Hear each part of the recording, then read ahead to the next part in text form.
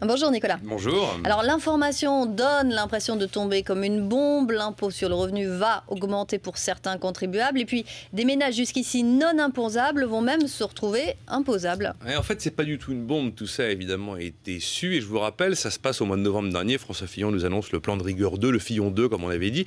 Et alors évidemment, la phrase était volontairement alambiquée, volontairement complexe, mais malgré tout fondamentalement très claire. Il avait dit il avait annoncé la suppression de l'indexation sur l'inflation du barème de l'impôt sur le revenu pour les années 2012 et 2013. Je me souviens parfaitement qu'ici même, on avait dit à l'époque que c'était bel et bien une hausse de l'impôt sur le revenu qui, c'est vrai, était dissimulée derrière des mots un peu compliqués, indexation, inflation. On y revient du coup ce matin. Qu'est-ce que ça veut dire concrètement ces termes ? Ça veut dire que le barème de déclenchement de l'impôt sur le revenu, le premier, le deuxième, le troisième, le quatrième, ils sont gelés ces barèmes, c'est-à-dire qu'ils n'augmentent plus avec les prix comme ils le faisaient avant. Et si mon revenu augmente en même temps que le barème, je reste dessous.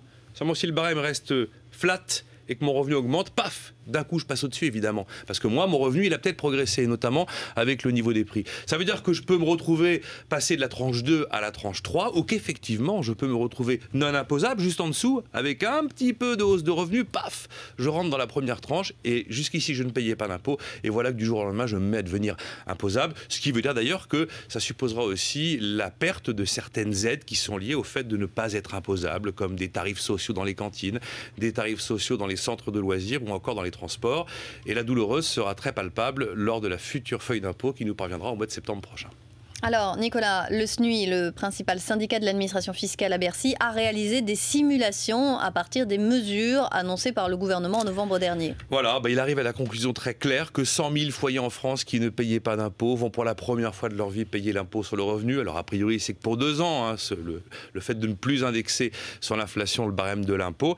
Et la simulation nous dit que les hausses iront de 1,1% à peu près jusqu'à plus de 12% pour un célibataire.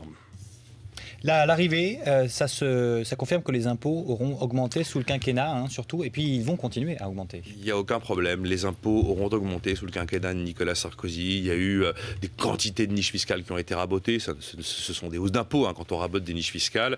Il y a donc cette hausse de l'impôt sur le revenu, il y a la TVA qui va augmenter. Il y a eu 4 alourdissements de la fiscalité sur l'épargne. On dit toujours qu'il y a des cadeaux pour les riches, mais enfin il y a eu 11 points de fiscalité sur les rendements du capital qui ont été imposés. Aujourd'hui, les dividendes sont taxés à 36,5%.